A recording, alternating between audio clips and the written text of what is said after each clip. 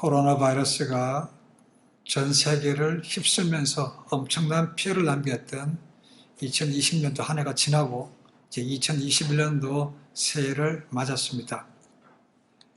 백신이 개발되고 접종되기 시작했습니다.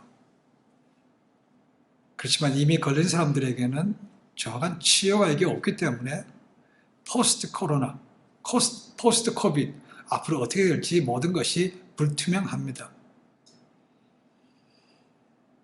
코로나 바이러스가 두 가지 면에서 구약에 나오는 바벨탑 사건과 같다고 말을 합니다.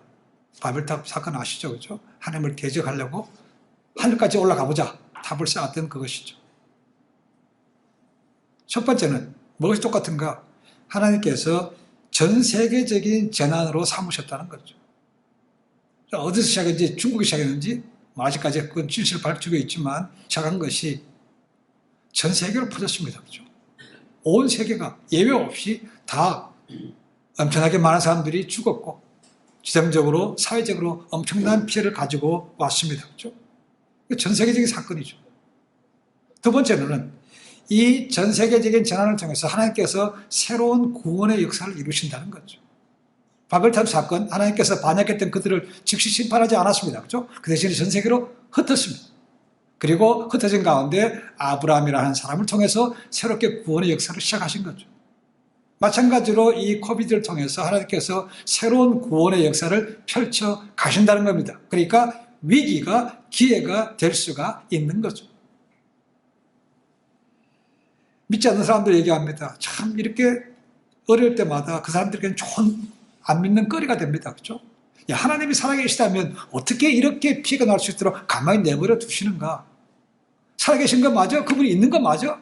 의문을 제기합니다. 그렇죠? 어떤 분이 얘기합니다.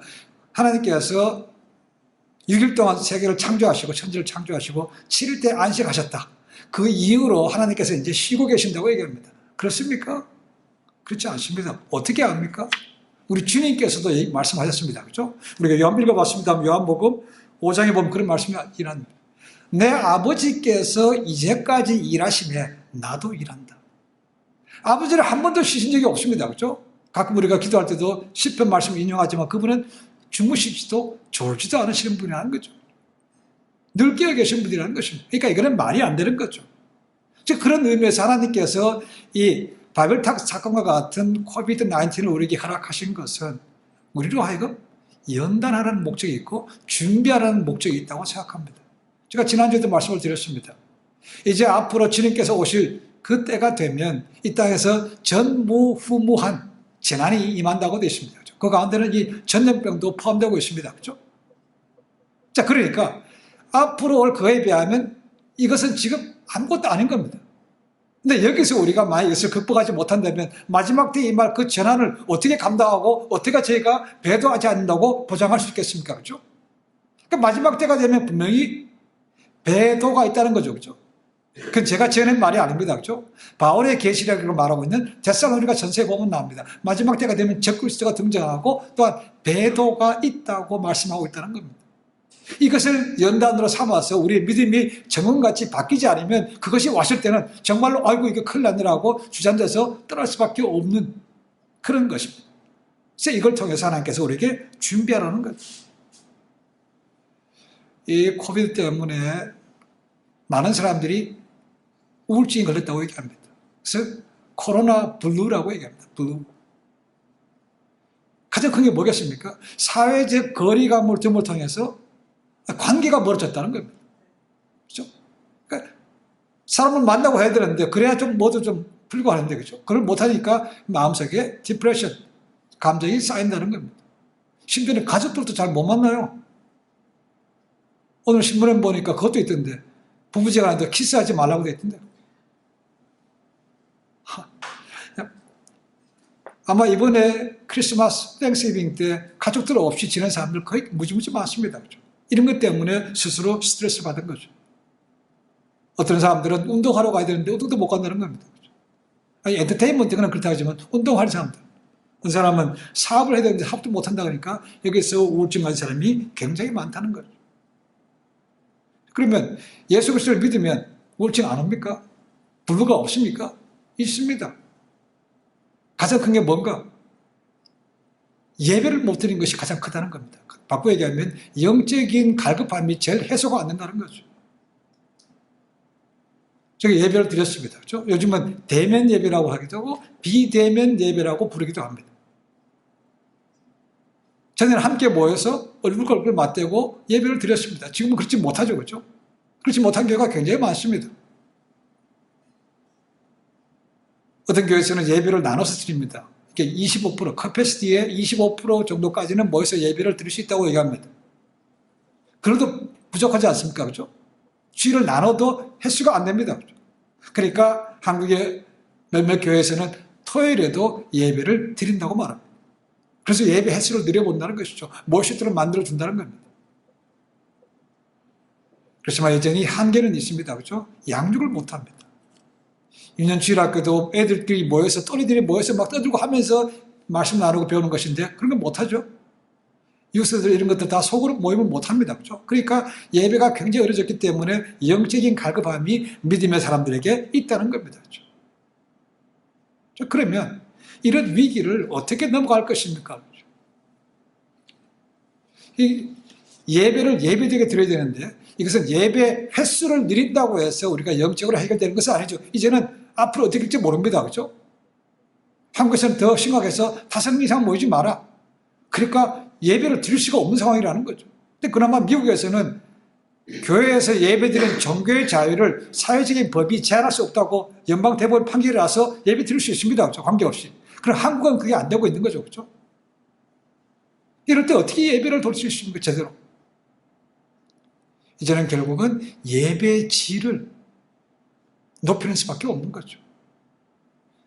평상시로 예배, 주일이니까 또 그냥 마지못해 와서 드리고 주일이니까 와서 그냥 의무적으로 드렸던 예배라면 이제는 홀로 설 수 있는 예배를 드릴 수 있었다는 거죠. 가족이 드리든 아니면 내 혼자 예배를 드리든 정말로 하나님을 만날 수 있는 그런 예배를 드려야 된다는 거죠. 이게 영적인 홀로 서기가 필요한 것이죠. 우리가 구약에 보십시오. 선자들 대부분 광야에 지냈습니다. 그렇죠? 신약에 들어와서 침례 요한 광야에서 지냈습니다. 예수님도 사역하기 전에 광야에서 40일 동안 지냈습니다. 그렇죠? 사도 바울도 사울에서 바울로 바꾼 다음에 사역 바로 한 것이 아닙니다. 갈라디아서 보시면 3년 동안 아라비아 광야에 있다가 그가 부름받아서 사역을 시작했습니다. 그렇죠? 그러니까 요즘 같은 생활이 광야라고 보시면 되는 거죠. 이제는 하나님을 내가 삶에 어디에 있든지 만나는 그런 예배를 삶이 예배가 되고 만들어갈 수밖에 없는 거죠. 그래야 벗어날 수 있습니다. 믿음의 사람들에게도 디프레션은 올 수 있습니다. 제가 언젠가 말씀을 드렸습니다. 구약에 가장 많은 기적을 베풀었던 선자를 두 사람 꼽으라면 엘리야와 엘리사입니다. 그때가 영적으로 가장 타락했던 시대였습니다. 아합 왕 때. 엘리야 우리 기억하시죠? 갈멜산에서 가짜들하고 붙어서 하늘에서 불을 내려오면서 하나님이 이불이다. 우리가 믿는 하나님이 진짜라고 보여줬던 그 엘리야 선지자. 그 바로 뒤에 어떻게 됩니까? 아합 왕의 아내였던 이세벨이 죽인다고 하는 그 히업, 그 말 한마디에 그냥 마음이 뚝 떨어져가지고 그냥 도망가는 거 보십시오. 자포자기 한 것도 있고 자살 충동까지 누렸습니다. 그렇죠? 그 40일 동안 도망가는 거 아닙니까? 근데 그가 어떻게 다시 회복되었습니까? 하나님과의 만남으로 헤어진 것이죠. 우리가 마찬가지로 동일하게 이렇게 예배를 드리지만 하나님의 음성이라고 얘기하지 못하고 하나님을 만나지 못한다면 예배는 우리는 드렸다고 생각할지 모르지만 하나님께서는 드려준 예배가 아닌 거죠. 하나님께서 엘리야를 어떻게 지으십니까? 불로도 임하지 않으시고 지진으로도 임하지 않으시고 큰 바람으로도 임하지 않았다고 했습니다. 그 모든 것이 지나간 다음에 세미한 소리가 있었다고 했습니다. 세미한 소리. 열왕기상 19장 12절 말씀 보니까 우리말로는 세미한 소리라고 되어 있습니다. 이 세미한 소리가 히브리 말로는 보니까 부드럽고 고요한 소리라고 되어 있습니다. 그래서 NRSV, New Revised Standard Version, 거기에 영어로 보면 이렇게 되어 있더라고요. Sound of sheer silence라고 되어 있습니다. 전적으로 순전한 침묵의 소리라고 되어 있다는 거죠. 막 시끄러운 것이 아니고 이게 들릴 동 말동 아주 귀를 기울이지 않으면 들을 수 없는 그런 소리를 주시고 하나님께서 그를 이렇게 세우셨다는 겁니다.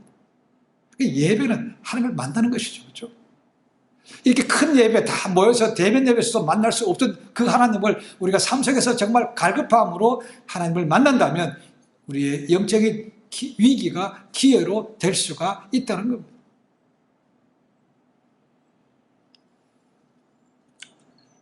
하나님께서 금년에 우리 모두에게 그런 연달의 기회를 주시는 것은 아닌지 다시 한번 생각해 봅니다. 코비드 어려움이 작년 2월 말부터 시작돼서 본격적으로 3월 달부터 시작되었습니다. 그렇죠? 근데 감사하게도 저희는 지금까지 한 번도 예배를 쉰 적은 없습니다. 그런데 그것이 벌써 10개월이 지난 거죠. 지금까지 온 것도 참 감사할 일입니다. 그렇죠? 예배를 평상시에 그냥 드리는 예배였다면 다시 한번 우리가 예배를 얼마나 중요한 것인지, 그리고 예배를 어떻게 드리는 마음 자세가 될 것인지 한번 생각해 볼 수 있는 그런 계기가 되면 좋겠습니다. 새해를 시작하면서 마음속에 다 바라는 것들이 있습니다. 작년 한 해 동안 인생의 역풍이 왔던 사람, 이제는 그 풍랑이 잠잠하기를 원합니다. 또 순풍을 왔던 사람들은 그 순풍이 더 잘 되기를 원합니다. 그렇죠? 금년도 저희가 보시면 다시 사업을 시작할 계획을 가진 분도 계시고, 또 새로운 사역 하나님 부르신 것으로 옮겨갈 계획 세운 분도 있고, 또 스트레스가 좀 덜 적은 그런 직장으로 옮겨갈 수 있는 계획을 세우신 분도 있고, 또 한국이든 아니면 선교지든 방문할 계획을 가진 분도 있습니다. 그렇죠? 자, 이런 계획을 가지고 나가는데 이 계획을 세웠지만, 생각을 해보지만 저절로 잘 되는 것은 아닙니다. 그렇죠? 우리 입은 할 수 있는 건 사실 별로 없습니다. 그래서 하나님께 기도하면서 나갈 수밖에 없는 거죠. 그러면 하나님 우리가 바라는 것들 다 그대로 이루어지면 좋겠습니다. 또 우리가 믿는 하나님 아버지, 그분은 사랑이 풍성하신 하나님 아닙니까? 그죠? 아버지. 자식이 잘 되기를 원하시는 거죠. 그걸 믿기 때문에 제가 다시 한번 일어서서 나아갑니다. 자, 새해를 하면서 그러면 우리가 그냥 똑같이 계획을 세워놓고 그냥 입만 벌리고 가만히 기다릴 수는 없는 거 아닙니까? 그죠? 뭘 해야 되겠습니까? 새해. 오늘 말씀 속에서 한번 그 답을 찾아보고자 합니다. 오늘 본문은 빌립보서입니다. 이미 빌립보서는 한번 제가 말씀을 드린 적이 있는 것 같습니다. 바울이 제2차 전도 여행을 가면서 유럽에 최초로 생겼던 교회가 이 빌립보 교회입니다. 이 빌립보 교회가 바울이 편안할 때 쓰여진 편지가 아닙니다. 그리고 잘 아는 대로 사도행전 제일 끝장 28장에 보시면 바울이 로마에 포로된 몸으로 가서 있었지만, 분명히 포로는 맞습니다. 그렇죠? 그렇지만 2년 동안 새 집, 렌트하는 집에서 거하면서 누구든지 만날 수 있었고 찾아오는 사람들에게 복음을 전할 수 있었다고 말하고 있습니다. 그렇죠? 자, 그런 자유스러운 2년 동안에 쓴 편지 가운데 하나가 이 빌립보서입니다. 또 다른 3가지 편지가 더 있죠. 그죠? 에베소서, 빌레몬서, 골로새가 있습니다. 이 4가지 편지가 흔히들 바울의 captivity epistle, 포로 서신이라고 부릅니다. 이 바울이 이 빌립보 교회를 처음으로 개척했을 때가 아마도 기원전 59년 아니면 60년대라고 생각합니다. 그리고 바울이 이 빌립보 교회를 쓰기 위해서 로마에 포로로 있을 때가 기원전 61년 아니면 62년이라고 생각합니다. 많은 학자들은 바울이 2년 동안 있는 그 가운데 62년 아니면 63년에 신년에 시작하면서 신년 계획을 세운 편지가 오늘 이 말씀이라고 생각을 합니다.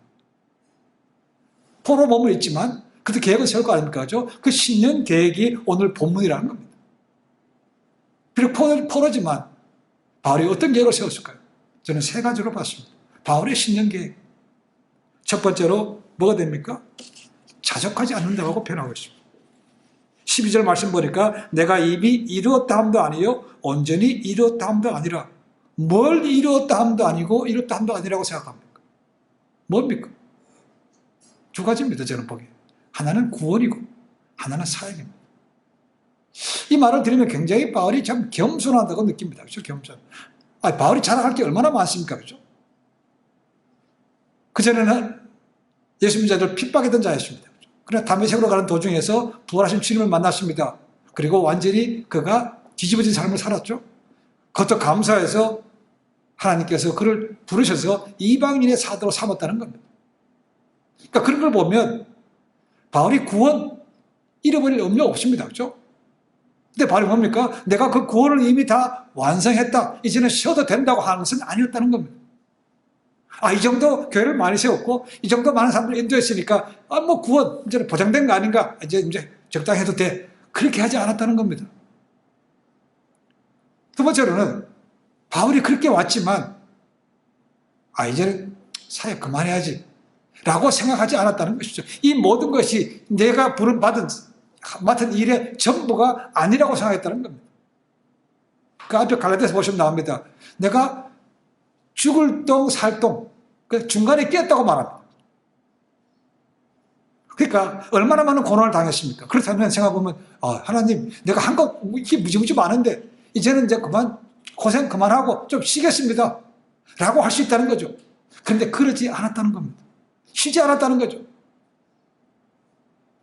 이만하면 됐다고 하지 않았다는 겁니다. 자족하지 않고 계속해서 하나님께서 부르시는 그날까지 계속해서 가겠다고 하신 거죠. 지금 자연스럽지만 어쨌거나 포로로 와 있는 거 아닙니까? 그죠? 복음 때문에 와 있는 거 아닙니까? 하나님 이제는 이걸 계기로 해서 좀 싫어합니다. 그러지 않았다는 겁니다. 우리도 작년에 돌아보면 한 것도 많은데 이만은 되지 않았을까? 있을지 모릅니다. 그죠? 이제는 은퇴하지 세상적으로 은퇴할 수 있습니다. 그러나 하나님 앞에는 은퇴가 없다는 거죠. 아직도 우리는 가야 될 길이 많고 아직도 변화야 될 것도 많습니다. 그죠? 나이가 들어도 할 수 있는 것도 많습니다. 부르시는 그날까지 우리는 가야 되는 것이죠. 그러니까 예수 그리스도 안에서 진정으로 이런 자족함이 없으면 허무함을 느끼지 않습니다. 많은 운동선수들, 연예인들 탑으로 올라가기 위해서 얼마나 노력합니까? 죽으라고 노력합니다. 그죠? 그런데 탑에 서면 그 받는 스트레스가 엄청납니다. 그 탑을 계속해서 유지하기가 얼마나 어려운 줄 아십니까? 무지 어려워요. 그 스트레스가 많기 때문에 그 사람들이 쉽게 드럭에 손을 대는 이유가 그겁니다. 마약이든 술이든 드럭에 빠진 이유가 그겁니다. 스트레스가 감당이 안 돼요. 근데 바울은 그런 거 내가 정상을 지키려고 생각할 이유가 없는 거죠. 그렇죠? 내가 은퇴하고 사람들이 나를 잊어버리고 어떻게 하나 그런 스트레스도 없습니다. 그렇죠? 그러니까 주 안에서 있으면 그런 우울감 그리고 포기하는 것도 없이 잘 갈 수 있습니다. 그렇죠? 하나님께서 부르시는 그날까지 나는 갑니다. 하나님. 우리의 인생도 금년에도 그런 삶이 되면 좋겠습니다. 어쩌면 스스로 이만하면 됐지 한다면 여러분 조심해야 됩니다. 하나님 보시기에 그만해라 할 때까지 가는 것이지 내가 스스로 해서 내 스스로 결단하고 나 이제 안 해 이런 것은 아니라는 거죠. 자, 바울은 자족하지 않았습니다. 두 번째로 뭡니까? 과거를 생각하지 않았다고 13절에 나옵니다. 그렇죠? 형제들아 나는 아직 내가 잡은 줄로 여기지 아니하고 오직 한 일 즉 뒤에 있는 것을 잊어버리고라고 되어 있습니다. 이 잊어버린다는 말씀은요 의도적인 것입니다. 그냥 시간이 지나고 안 보면 잊어버린 것이 아니고 내가 스스로 잊겠다고 작정하고 잊겠다고 노력하는 걸 얘기하고 있습니다. 그러면 과거에 무엇을 잊겠다는 건지 두 가지죠. 하나는 실수입니다. 아까 말씀드렸지만 바울은 원래 사울이었습니다. 그렇죠? 그거 말했던 대로 죄인 중에 우두머리 보스였습니다. 근데 그런 사람이 하나님의 은혜로 구원받은 거죠. 어쩌면 사역하면서도 문득문득 그 과거가 기억날 수 있습니다. 그렇죠? 그게 과거에 매이면 앞으로 못 가는 거죠. 그래서 바울은 이제 과거는 다 뒤로 합니다. 바울하고 실수가 없었겠습니까? 바울 실수가 있었다고 생각합니다. 그렇죠? 그거 신경 쓰면 앞으로 못 간다는 거죠. 일단 과거를 잊어버리는 것입니다. 종종 말씀드리지만 우리도 살다 보면 주변에 보시면 죄책감에 빠진 사람이 있습니다. 어쩌면 저희도 그런지 모르겠습니다. 과거에 그거 매여가지고 그것만 생각나면 막 가슴이 부끄럽기도 하고 그러면 섭득하지 못할 일이 많습니다. 그러니까 과거 잊어버리는 게 맞습니다. 바울이 로마서에 선언했던 것처럼 누구든지 그리스도 예수 안에 있으면 결코 뭐가 없다고요? 정죄감이 없다는 거죠. 정죄하면 안 되는 거죠. 그렇죠? 잊어버리고 가셔야 되는 겁니다. 그래서 과거 잊어버려야 됩니다. 두 번째로 뭡니까? 우리 했던 잘한 것도 잊어버리자는 것이죠. 과거의 업적도 생각하지 마십시오라는 거죠. 실수도 생각하면 안 되지만 과거에 했던 것들, 야, 내가 이만큼 했어. 이만큼 했어. 그것이 또한 우리가 앞으로 나가는 게 발목 잡을 수 있다는 거죠. 바울도 그럴 거 아닙니까? 그죠? 야, 이만함이 했으면 됐지 뭐. 쉬면 되지 뭐. 아, 이게 얼마나 위험한지 모릅니다. 만약에 바요 그랬다면 로마까지 갈 이유가 없는 거죠. 그죠? 교회 엄청나게 많이 세웠습니다. 로마까지 가서 수호 안 해도 됩니다. 그죠? 그런데 로마까지 간 거죠. 그것도 부족해서 다시 그 죽을 때까지 계속해서 복음 전파하는 것입니다. 이 지금 로마에 자연스러운 몸으로 있다가 다시 풀려납니다. 다시 소아에서 활동하다가 그 다음에 두 번째로 잡혀서는 이제 더 이상 이런 자연스러운 몸이 아니고 로마의 칙칙한 추운 습기나는 냄새나는 그런 곳에서 이제 바울이 갇혀 있다가 거기서 이제 순교 당하는 거죠. 바울은 실수도 잊어버리겠다고 그랬고 과거에 잘했던 것도 잊어버리겠다고도 그런 것이죠. 과거 생각하다 보면 무사안일주의에 빠질 수 있고 잘못하면 교만에 빠질 수도 있습니다. 그렇다고 잘한 것 무조건 잊어버리자는 거 아닙니다. 더 잘할 수 있도록 만들어 가야 되는 거죠. 그러나 그것 때문에 교만해지는 것은 막아야 되는 것이죠. 그러니까 바울이 참 믿음의 사람이기도 하고 겸손하다는 사실을 우리가 알 수 있습니다. 자, 바울은 자족하지 않았습니다. 그죠? 두 번째로 버려야 될 것을 버렸다는 거죠. 그죠? 세 번째로 뭡니까? 바울은 분명한 목표를 가지고 나갔다. 감옥에 있다고 해서 계획이 없는 것이 아니었다는 것입니다. 분명한 목표였다는 거죠. 14절 말씀 나옵니다. 그죠? 표대를 향하여 그리스도 예수 안에서 하나님이 위에서 부르신 부름의 상을 위하여 쫓아가노라 라고 되어 있습니다. 분명히 바울은 과거에 매지 않았습니다. 그죠? 그리고 분명히 목표와 목적을 가지고 앞으로 나아갔다는 것을 알 수 있습니다. 목표와 목적이 있다. 다른 말로 하면 바울에게는 꿈이 있는 것이죠. 비전이 있는 것이라는 거죠. 지혜왕 솔로몬이 이렇게 얘기했죠. 그죠? 묵시가 없는 백성은 어떻게 한다고요? 방자에 행한다고 되어 있습니다. 묵시가 비전입니다. 바꾸게 되면 비전이 없으면 지 멋대로 산다는 것입니다. 비전이 없으면 결국 망한다는 astray, 지 멋대로 방황한다고 되어 있습니다. 그렇죠? 그러니까 비전이 없으면 망한다는 겁니다. 근데 바울은 비록 포로의 몸으로 있지만 여전히 계획을 세우고 나갔다는 것이죠. 자, 그러면 그의 계획은 무엇입니까? 그러니까 바울은 표대, 목표가 어디입니까? 주어진 사명이죠. 그 사명이 무엇입니까? 예수 그리스도를 이방인에게 전하는 것이었습니다. 그렇죠? 즉 부르심을 위해서 지금까지 왔다는 거죠. 그렇지만 바울은 자기 동족을 기억했습니다. 그렇죠? 어디 가든지 회당을 찾았고 그데 가서 복음도 전했습니다. 그렇죠? 그러나 메인은 이방에 복음을 전하는 것이었다는 거죠. 그거 변함없이 지금까지 왔습니다. 그렇죠? 그렇지만 바울의 궁극적인 목표는 다른 곳에 있습니다. 뭡니까? 예수 그리스도가 그의 표대에 있다는 거죠. 다르게 하면 바울의 가장 큰 목표는 주님을 100% 닮아가는 것이라는 거죠. 이것이 가장 큰 꿈이었습니다.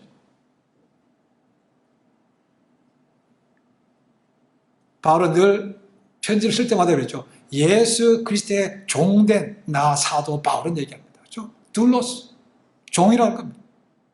배 밑창에서 쇠사슬에 묶여서 배가 가라앉으면 같이 죽어야 되는 그 종과 같은 모습. 그러니까 복음과 함께 나는 죽겠다는 것입니다. 주님의 영광을 위해서라면 뭐든지 하겠다는 것입니다. 죄를 불러줬던 그 하나님의 은혜가 컸기 때문에 결국 가장 중요한 것은 예수 그리스도 그분이 부르는 곳이라면 나는 무조건 갑니다. 가서 복음을 전하고 주님께 영광되는 삶을 살겠습니다라는 것이죠. 앞에 빌립보서 1장 20절에 보면 나옵니다. 나의 간절한 기대와 소망을 따라 아무 일에든지 부끄럽지 아니하고 오직 전과 같이 이제도 온전히 담대하여 살든지 죽든지 내 안에서 그리스도가 존귀하게 되기 원한다고 되어 있다. 죽든지 살든지 오직 뭐라고요? 자기는 아무것도 아니고 다 덮어지고 오직 주님께 영광이 되는 그런 삶이면 족하다는 겁니다. 이것이 그가 추구하는 가장 큰 목표였습니다.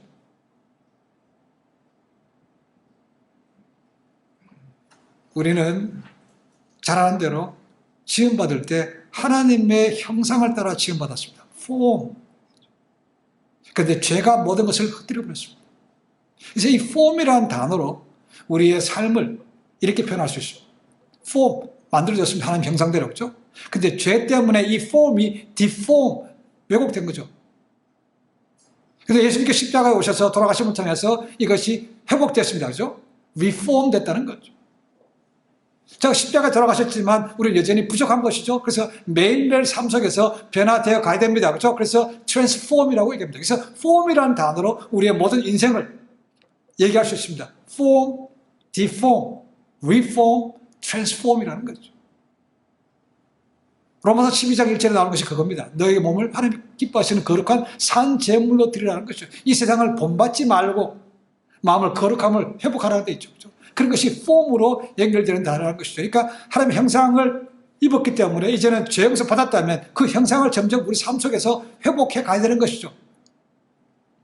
잃어버릴 때 하나님의 성품, 거룩이라든지 이런 것을 회복해 가야 되는 것이죠. 주님께서 나는 마음이 온유하고 겸손하다. 성령의 열매들도 있습니다. 그런 것을 점점 추구해서 가야 되는 것이 우리의 궁극적인 목표가 되는 것이죠.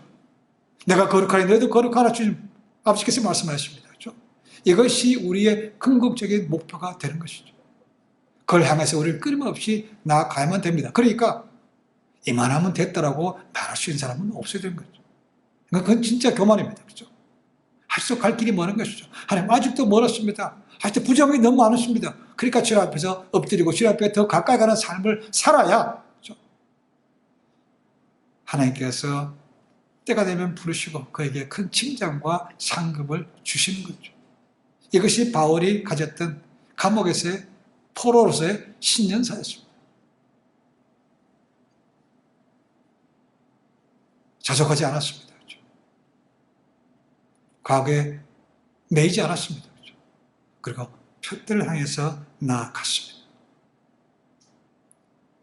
우리도 동일하게 그런 삶이 되면 좋겠습니다. 2019년, 20년 돌아보면 실수도 많고 또 어려운 것도 많았습니다. 하지만 그 환경을 핑계로 댄다면 우리는 계속해서 퇴보할 뿐입니다. 그렇죠? 이제 그런 것을 놔두고 이제는 새롭게 바꾸실 하나님 역사를 기대하고 목표를 향해서 나아가게 되는 것이죠. 단기적인 목표가 있고 또 긴 목표가 있습니다. 그렇죠? 계획을 세우시되 주님과 더불어 세우시는 게 맞는 거죠. 내 혼자 생각하고는 하나님 되게 하옵소서 이게 아니고 하나님 이렇게 하려고 했는데 하나님 어떠십니까? 하나님 계획은 뭡니까? 라고 묻고 시작해야 되는 것이죠. 그렇죠? 시작이 잘못되면 그 끝은 말할 것도 없습니다. 그렇죠? 시작이 더불어 주님과 함께 해야 새해가 주 안에서 정말 형통하는 그런 한 해가 될 수 있는 겁니다.